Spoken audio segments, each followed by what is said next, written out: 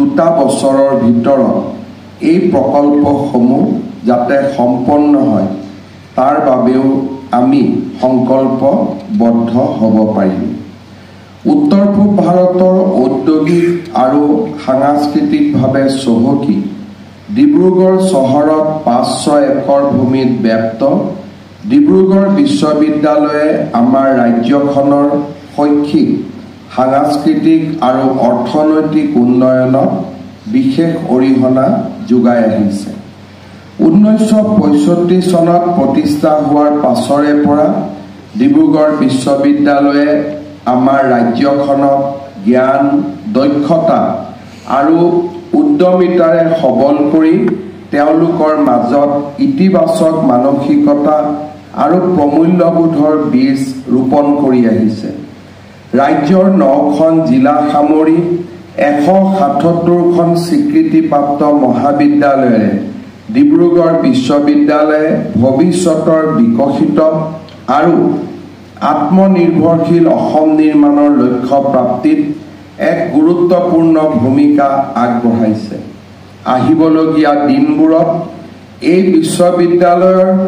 শিক্ষাৰ্থীসকলে যাতে ব্যক্তিগত জীৱন আৰু কৰ্মক্ষেত্ৰত সফলতাৰে আগুৱাই যাব পাৰে তাৰ বাবে আজি প্ৰধানমন্ত্ৰীৰ উচ্চতৰ শিক্ষা অভিযান বা PM উষা আৰু ৰাজ্য চৰকাৰৰ বিশেষ অনুদানৰ অধীনত 2টা আন্তঃগাঁথনি বিকাশৰ পদক্ষেপৰ শিলান্যাস কৰা হৈছে। এই প্ৰকল্পৰ উদ্দেশ্য হৈছে শিক্ষাৰ্থীসকলক শৈক্ষিক গৱেষণা আৰু পাঠ্যক্ৰম বহিৰ্ভূত ক্ষেত্ৰসমূহত সহায় হোৱাকৈ বিশ্ববিদ্যালয়ৰ আন্তঃগাঁথনিৰ আধুনিকৰণ আৰু সম্প্ৰসাৰণ ঘটোৱা। প্ৰকল্পটোত বিশ্ববিদ্যালয়ৰ বিভিন্ন ব্যৱস্থাৰ উন্নয়ন, আধুনিক প্ৰযুক্তিৰ সংযোজন, এনাৰ্জি এফিচিয়েঞ্চি আৰু বহনক্ষম বিকাশৰ দিশসমূহ সামৰি লোৱা হৈছে। এই পদক্ষেপে শিক্ষাদানৰ সা-সুবিধা বৃদ্ধিৰ লগতে শিক্ষাৰ্থীৰ আৱাসৰ সুবিধা, পৰীক্ষাগাঁথিৰ আদি সবলীকৰণে বিশ্বমানৰ শিক্ষাগত মান পূৰণ কৰাৰ লগতে বিশ্ববিদ্যালয়খনত বিৰাজমান শিক্ষাৰ সমৃদ্ধ পৰিৱেশত আৰু অধিক উত্তৰণ ঘটাব। প্ৰধানমন্ত্ৰী উচ্চতৰ শিক্ষা অভিযানৰ অধীনত প্ৰায় 71 কোটি টকাৰ প্ৰকল্প ব্যয়েৰে ডিব্ৰুগড় বিশ্ববিদ্যালয় আন্তঃগাঁথনি উন্নয়নৰ বাবে ৰূপায়ণ কৰিবলগীয়া পদক্ষেপসমূহ হৈছে ছাত্ৰীসকল থকাৰ খোৱাৰ সা-সুবিধাৰে 176খন বিচনাযুক্ত ছাত্ৰী নিবাস নিৰ্মাণ, অভ্যৰ্থনা কক্ষ, কাৰ্যালয়, সভা কক্ষ, 39টা শ্ৰেণীকোঠা, এটি বিজ্ঞানাগাৰ সামৰি 6 মহলীয়া একাডেমিক বিল্ডিং, 3 মহলীয়া গৱেষণা কেন্দ্ৰ নিৰ্মাণ য'ত 150 গৰাকীকৈ শিক্ষাৰ্থী বহিব পৰাকৈ 2টা শ্ৰেণীকোঠা, অভ্যৰ্থনা কক্ষ, সভা কক্ষ, ষ্টাৰ্টআপ আৰু উদ্ভাৱনৰ বাবে ইনকিউবেশ্যন কেন্দ্ৰ, গ্ৰন্থ, জাৰ্নেল, ডিজিটেল মেটেৰিয়েলৰ উপলব্ধ থাকিবলগীয়া গ্ৰন্থাগাৰ, কম্পিউটাৰ লেব, ছাৰ্ভাৰ কক্ষ আদি। ৰাজ্য চৰকাৰৰ বিশেষ অনুদানেৰে মুঠ 72 কোটি 49 লাখ টকা ব্যয়েৰে বিশ্ববিদ্যালয়ত 5টাকৈ আন্তঃগাঁথনিমূলক পদক্ষেপ ৰূপায়ণ কৰা হ'ব। ছাত্ৰীসকলৰ বাবে 324খন বিচনাযুক্ত ছাত্ৰী নিবাস, বিশ্ববিদ্যালয়ৰ মূল প্ৰৱেশদ্বাৰৰ পৰা আৰম্ভ হোৱা বৰ্তমানৰ পথটো বহলৰ লগতে সৌন্দৰ্যবৰ্ধন, 3টাকৈ শোৱনি কোঠাযুক্ত 16টা আৱাসিক কোৱাৰ্টাৰ, এথলেটিক ট্ৰেক আৰু ফুটবল খেলপথাৰ, 1000 আসনযুক্ত দৰ্শকৰ আসনৰ সুবিধা সামৰি ক্ৰীড়া প্ৰকল্পত 400 মিটাৰৰ 8টা লেনৰ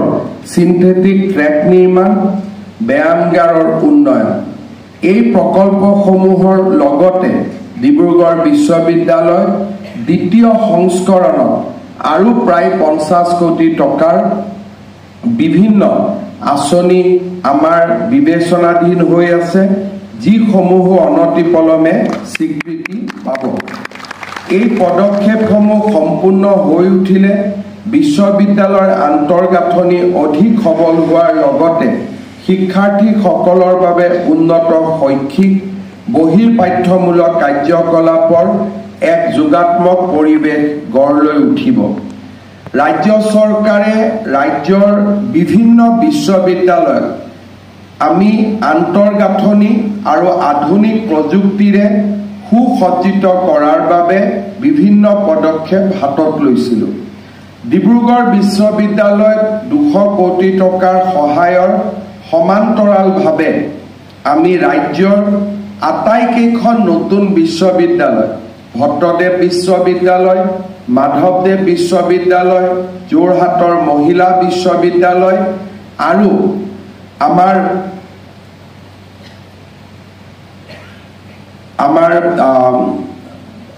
সাবুৱাৰ স্পৰ্টছ ইউনিভাৰ্চিটি এই আটাইকেইখন বিশ্ববিদ্যালয়লৈ আমি 50 কোটি টকাকৈও ইনফ্ৰাষ্ট্ৰাকচাৰ গ্ৰান্ট আগবঢ়াইছিলোঁ আৰু ইয়াৰ ভিতৰত হোজাই ৰবীন্দ্ৰনাথ ঠাকুৰ বিশ্ববিদ্যালয়ও আছিলে আৰু প্ৰায় কেইখন বিশ্ববিদ্যালয়তে এই নিৰ্মাণ কাম প্ৰায় সম্পূৰ্ণ হৈ উঠিছে। সমান্তৰালভাৱে কেইটামান দিন আগতে গুৱাহাটী বিশ্ববিদ্যালয়ৰ বাবেও ৰাজ্য চৰকাৰে 200 কোটি টকাৰ উন্নয়নমূলক আঁচনি লোৱাৰ বাবে ব্যৱস্থা আৰম্ভ কৰিছে। বড়োলেণ্ড বিশ্ববিদ্যালয়ৰ বাবেও ওদালগুৰিত আন এটা কেম্পাছ নিৰ্মাণৰ বাবেও ৰাজ্য চৰকাৰে ব্যৱস্থা হাতত লৈছে। উচ্চ শিক্ষাৰ বিকাশৰ এক নতুন পৰ্যায়লৈকে ৰাজ্য চৰকাৰ আগবাঢ়ি গৈ ৰাজ্যত আৰু 7খন নতুন বিশ্ববিদ্যালয় স্থাপনৰ বাবে ৰাজ্য চৰকাৰ আগবাঢ়িছিলে আৰু অহাকালি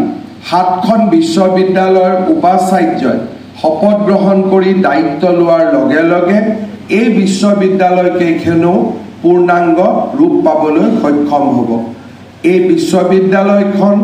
আটাইকেইখন লখিমপুৰৰ পৰা বঙাইগাঁও কোকৰাঝাৰলৈ সম্প্ৰসাৰিত হৈ আছে। বৰাক উপত্যকাত নতুন ৰাজ্যিক বিশ্ববিদ্যালয় নিৰ্মাণ হ'ব আৰু পৰ্যায়ক্ৰমে ৰাজ্য চৰকাৰৰ অধীনত বিশ্ববিদ্যালয়ৰ সংখ্যা 15ৰ পৰা 20লৈ আগবাঢ়িব, যি অসমৰ বাবে এটা অতি আনন্দৰ বতৰা। আজিৰ দিনটোতে আমি অসম মেডিকেল কলেজতো আন এক গুৰুত্বপূৰ্ণ আঁচনিৰ শুভাৰম্ভ কৰিম। অসম মেডিকেল কলেজৰ আৱাসিক কলনী আৰু হোষ্টেল আদি নিৰ্মাণৰ বাবে তাতো আজি আমি 362 কোটি টকাৰ এক নতুন প্ৰকল্পৰ শুভাৰম্ভণি কৰিম। অৰ্থাৎ আজিৰ দিনটোতে ডিব্ৰুগড়ৰ 2খন বাটকটীয়া শিক্ষানুষ্ঠান ডিব্ৰুগড় বিশ্ববিদ্যালয় আৰু কি ধৰণে নিজকে নিৰ্মাণ কৰিম, কি ধৰণে নিজকে প্ৰস্তুত কৰিম, এই সম্পৰ্কে আমাৰ উচ্চ শিক্ষাৰ অনুষ্ঠানসমূহত সম্যক এক আলোচনা হোৱাৰ সময় আজি সমাগত। আমি সকলোৱে জানো যে আমাৰ ভাৰতবৰ্ষ আজিৰ পৰা 77 বছৰ আগত স্বাধীন হৈছিল। 1947 চনৰ পিছত আমাৰ দেশত পৰিৱৰ্তন হৈছিলে আৰু এই পৰিৱৰ্তনে লাহে লাহে সমগ্ৰ বিশ্বৰ ভিতৰতে ভাৰতক এখন বিকাশশীল ৰাজ্যৰ মৰ্যাদা দিবলৈ সক্ষম হৈছে। আমি যদি দেখা পাওঁ যে এই সময়ছোৱাৰ ভিতৰতে ভাৰত সমগ্ৰ বিশ্বৰ ভিতৰতে 4ৰ্থ অৰ্থনীতিত পৰিণত হৈছে আৰু আমি আশা কৰোঁ যে 2029 চনৰ ভিতৰত ভাৰতে আনুষ্ঠানিকভাৱে জাপানকো পিছ পেলাই বিশ্বৰ 3য় অৰ্থনীতিত পৰিণত হ'ব। ভাৰতবৰ্ষৰ এই বিকাশৰ লগত সমান্তৰালভাৱে প্ৰধানমন্ত্ৰী নৰেন্দ্ৰ মোদী ডাঙৰীয়াই সপোন দেখিছে যে আমাৰ যি অৰ্থনৈতিক বিকাশ বা আমাৰ যি অৰ্থনৈতিক গতি, তাক যদি আমি মোমেন্টাম বা তাৰ যদি আমি গতি ধৰি ৰাখিব পাৰোঁ, 2047 চনত ভাৰত এখন বিকশিত ৰাষ্ট্ৰলৈ ৰূপান্তৰ হ'ব। আৰু তাৰ কাৰণে প্ৰধানমন্ত্ৰী মোদী ডাঙৰীয়াই কৈছে যে 2047 চনলৈ আমাৰ যি যাত্ৰা সেয়া অমৃতকালৰ যাত্ৰা আৰু আমি নিজকে অমৃতকালৰ বাবে প্ৰস্তুত কৰিব লাগিব যেতিয়া আমি এই কথাষাৰ লিটাৰেৰী সেন্সত লম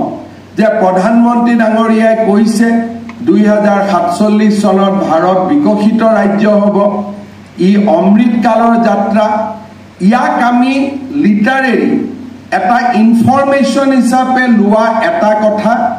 আৰু আনটো কথা যে যদি 2047 চনলৈ ভাৰত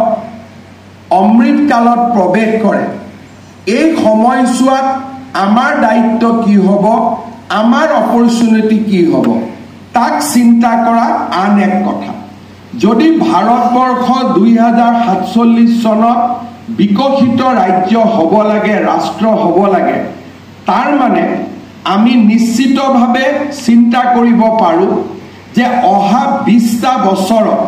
যদি আজি 2027 বৰ্ষ বুলি ধৰি লওঁ 20ৰ লগত 2 বছৰ আৰু যোগ কৰোঁ 22টা বছৰ এই 22টা বছৰত আমাৰ ইকনমিক পটেনশিয়াল কিমান হ'ব আমাৰ উদ্যোগীকৰণ কিমান হ'ব আমাৰ চাৰিওফালে পৰিৱেশটোৰ কিমান পৰিৱৰ্তন হ'ব তাক আমি অনুভৱ যদি কৰিব পাৰো সেই অনুভৱৰ লগত আমি সুযোগ আৰু সুবিধাও তাৰ লগত আমি দেখা পাম এটা সময়ত ভাৰতবৰ্ষৰ অৰ্থনীতি আমি কেতিয়াও চিন্তা কৰা নাছিলো যে আমাৰ অৰ্থনীতিয়ে বিশ্বৰ চতুৰ্থ আৰু তৃতীয় স্থান লাভ কৰিব পাৰিব অসমত থাকি তাক আমি অনুভৱ কৰা নাছিলো পূব ভাৰতত থাকি তাত আমি অনুভৱ কৰা নাছিলো বিকজ এই গোটেই বিপ্লৱটোৰ নেতৃত্ব লৈছিলে পশ্চিম ভাৰত আৰু দক্ষিণ ভাৰতে ভাৰতৰ যদি আজি আমি জিডিপি চাওঁ ভাৰতৰ যদি ইকনমিক আজি আমি অপৰচুনিটি চাওঁ তেতিয়াহ'লে আমি দেখা পাওঁ যে ৭৫ বছৰত ভাৰত য'ত আহি থিয় দিলে এই গোটেই যিটো ডেভেলপমেণ্ট জাৰ্নি হ'ল উদ্যোগীকৰণৰ যি জাৰ্নি হ'ল বা শিক্ষা মহাকাশ ক্ৰীড়া এই গোটেই যিটো জাৰ্নি হ'ল that journey was led by southern India and western India আমি যদি আজি দেশৰ জিডিপি হিসাব কৰো অসমৰ যদি জিডিপি আজিৰ দিনত 6 লাখ কোটি টকা মহাৰাষ্ট্ৰৰ জিডিপি আজিৰ দিনত 30 লাখ কোটি টকা গুজৰাটৰ জিডিপি 25 লাখ কোটি টকা তামিলনাডুৰ GDP in the range of 25 lakhs to 30 lakhs crore অৰ্থাৎ যদি পূব ভাৰতৰ আৰু উত্তৰ ভাৰতৰ ৰাজ্যসমূহ এফালে আমি থৈ দিও আৰু দক্ষিণ আৰু পশ্চিম ভাৰতৰ ৰাজ্যসমূহ এফালে থৈ দিও তেতিয়া হলে 2/3 of the economy এই 2/3 ইকনমি দক্ষিণ ভাৰতৰ পৰা আহিছে আৰু পশ্চিম ভাৰতৰ পৰা আহিছে ইয়াৰ নেট মিনিংটো কি হৈছে ইয়াৰ নেট মিনিংটো হৈছে যে আমাৰ ৰাষ্ট্ৰ দুই ধৰণৰ প্ৰদেশৰ নিৰ্মাণ হৈছে এছাম প্ৰদেশে ভাৰতৰ এই যিটো উত্তৰত স্বাধীনতাৰ সময়ত আমাৰ ইকনমি যিটো 30 নম্বৰত আছিল 35 নম্বৰত আছিল তাৰ পৰা যিটো 3 নম্বৰ ইকনমিলৈকে আমাৰ যাত্ৰা এই গোটেইটো কন্ট্ৰিবিউট কোনে কৰিলে দক্ষিণ ভাৰত আৰু পশ্চিম ভাৰতৰ ৰাজ্যসমূহে আৰু সেই কন্ট্ৰিবিউশনৰ পৰা ভাৰতৰ যিটো বিকাশ হ'ল সেই বিকাশৰ সুবিধা আমি কোনে ললো আমি পূৰ্ব ভাৰত আৰু উত্তৰ ভাৰতৰ ৰাষ্ট্ৰসমূহে ৰাজ্যসমূহে সেই বিকাশৰ সুবিধাসমূহ আমি গ্ৰহণ কৰিলো যিসকলে ইকনমিক্সত শিকায় তেওঁলোকে দেখিব যে প্ৰত্যেকটো ফাইনেন্স কমিশনৰ সন্মুখত দক্ষিণ ভাৰত আৰু পশ্চিম ভাৰতৰ ৰাষ্ট্ৰসমূহে ৰাজ্যসমূহে কয় যে আমাক বিত্ত আয়োগৰ পৰা বাহিৰত ৰাখক আমাৰ যি টকা আমাৰ লগত থাকিব দিয়ক ভাৰতৰ পৰা আমাক নালাগে আমিও ভাৰতক নিদিলে উই আৰ হ্যাপি কিন্তু বিত্ত আয়োগে যিমান দেশৰ উৎপাদন হয় ইনকাম হয় সকলোকে সমানে বিতৰণ কৰে ফৰ্মুলা ওয়াইজ বিতৰণ কৰে এজ এ ৰিজাল্ট য'ত পুঁজিৰ উৎপাদন হৈছে তাৰ পৰা পুঁজিসমূহ আমাৰ উত্তৰ পূব ভাৰত এইসমূহ ৰাজ্যসমূহলৈকে ডাইভাৰ্ট হৈছে বা আমালৈকে পুঁজিসমূহ ভাৰত চৰকাৰে বিতৰণ কৰিছে প্ৰধানমন্ত্ৰী মোদী ডাঙৰীয়াই দায়িত্ব লোৱাৰ পিছৰে পৰা তেওঁ এটা কথাই উল্লেখ কৰি আছে যে যদি আমি এই ইকনমিক মডেলটোতে ৰখি থাকো যে পশ্চিম আৰু দক্ষিণে কন্ট্ৰিবিউট কৰিব পূব আৰু উত্তৰ পূব ভাৰত আমাৰ ৰাষ্ট্ৰৰ বাবে এটা ডিপেন্ডেন্ট ষ্টেট হৈ থাকিব তেতিয়া আমাৰ ৰাষ্ট্ৰখনত সমবিকাশ হ'ব নোৱাৰে প্ৰধান পাঠ্যক্ৰম খুলিলে প্ৰত্যেক বছৰে পাছ কৰাৰ পিছত ল'ৰা ছোৱালীবিলাকে মোক যায় ছাৰ চাকৰি দিব লাগে তেজপুৰ ইউনিভাৰ্চিটিত এনভাইৰনমেণ্টেল ছায়েন্স খুলিলে ল'ৰা ছোৱালীবিলাকে মোক কয় চাকৰি দিব লাগে তাৰ মানে ইউনিভাৰ্চিটিয়ে কোৰ্চ খুলিব অসম চৰকাৰে পোষ্ট ক্ৰিয়েট কৰিব আমি চাকৰি দিম কিন্তু অসম চৰকাৰৰ উপাৰ্জনটো ক'ৰ পৰা হ'ব where from will get money যদি অসমত উদ্যোগ নহয় উদ্যোগে জিএসটি দিলেহে আমি ল'ৰা ছোৱালীক চাকৰি দিব পাৰিম সো অসমৰ ইকনমিটো যদি 15% ৰেটত গ্ৰো নহয় ষ্টুডেণ্টক আমি চাকৰি ক'ৰ পৰা দিম so we have to start from the other way যে অসমক আমি 15% ইকনমিক গ্ৰো কৰিব পৰাকৈ মেন পাৱাৰ সৃষ্টি কৰোঁ so that Assam can absorb all other manpower. We are starting from Y, we should have started from X. গতিকে এই যেটো আমাৰ চিন্তাধাৰা প্ৰথম আমি চিন্তা কৰিব লাগিব যে আমাকতো চৰকাৰে চাকৰি দিব লাগিব ৰাস্তা বনাব লাগিব মেডিকেল বনাব লাগিব আমাৰ ইয়াতে স্পেচ ষ্টেচন হ'ব লাগিব আমাৰ ইয়াতে এলিভেটেড কৰিডৰ হ'ব লাগিব আমাৰ বানপানী সমস্যা সমাধান হ'ব লাগিব আৰ্টিফিচিয়েল ফ্লাড সমাধান হ'ব লাগিব so let us empower the ষ্টেটখনক ধনী কৰোঁ এতিয়া আমাৰ নে তোমাক ভোট দিছো নহয় তুমি কৰিব লাগিব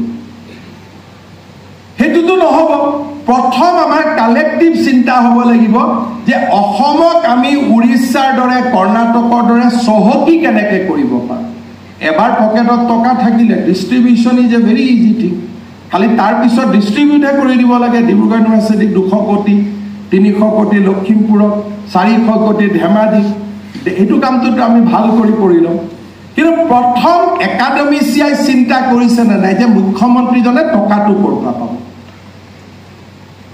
we are not thinking that আৰু হিমন্ত বিশ্ব শৰ্মাটো সদায় মুখ্যমন্ত্ৰী নহয় মুখ্যমন্ত্ৰী যে ইনষ্টিটিউচন যে এই ইনষ্টিটিউটটোৱে টকা ক'ৰ পৰা পাব নাই নাই মোদীয়ে দিব why they will give এটা দিনলৈকে দিব তাৰপিছত কিয় দিব আদাৰ ষ্টেটবিলাকে ক'ব যে আমাৰ টকা দুটা কিয় আপোনালোকে লৈ গৈ আছে I think all the economics department should study the memorandum in the 15th Finance Commission by the advanced state. আপোনালোকে ইমান দূৰলৈকে নাযায় কিন্তু মইতো আহ্বান কৰিম যে all the economics department should download the memorandum of Assam and memorandum of Karnataka. আমাৰ মেমৰেণ্ডামত আছে আমাক অলপ বেছিকৈ টকা দিয়ক কৰ্ণাটকৰ মেমৰেণ্ডামত আছে আপোনালোকেও নল'ব আমিও নিদিম So that is their memorandum. আমিও এনেকুৱা এখন মেমৰেণ্ডাম দিব পৰা পজিশনলৈ আহিব লাগিব যে আমিও নিদিম আপোনালোকেও নিদিব আন্দোলন কৰা ল'ৰাবিলাকৰ বাদ দিয়ক কথা যে তেল আছে কয়লা আছে আমি ধনীয়ে that is Paresh Barua mentality সেইটো মেণ্টেলিটি 30 বছৰ পুৰণা mentality that has changed altogether আৰু সেইটো চেঞ্জ হৈছে না you can do the Google the mineral resources of Assam vis-a-vis Orissa just one Google and you will get all the answer mineral resources of Andhra Pradesh vis-a-vis Assam only one Google will resolve all the answer of my appeal so I can let us collectively think that how we will reorient our academic system relevant to the present day world 2047 আৰু মই ভাবো তেতিয়াই আমি এখন সুন্দৰ আৰু প্ৰতিভাশালী বিকশিত অসম লাভ কৰিব পাৰিম আকৌ এবাৰ মই লাষ্ট সামৰিছো যে এতিয়া আমাৰ লগত the most vital resource we have that is the human resource because our median age is 22 India's median age is 27.5. We are young by India by 5 years. So that is our advantage. Ami jodi etu advantage nolom 5 বছৰত our median age also will become 27, then 29, then 30. We lost the advantage. So this is the time to grab. Next 5 years, we have to make ourselves relevant to the present day world. Adi moi ei kotha khinike Dibrugarh Biswabidyalay eta bhal dinot আপোনালোকক অনুৰোধ জনাই মই মোৰ বক্তব্যৰ সামৰণি মাৰিছো। ধন্যবাদ। জয়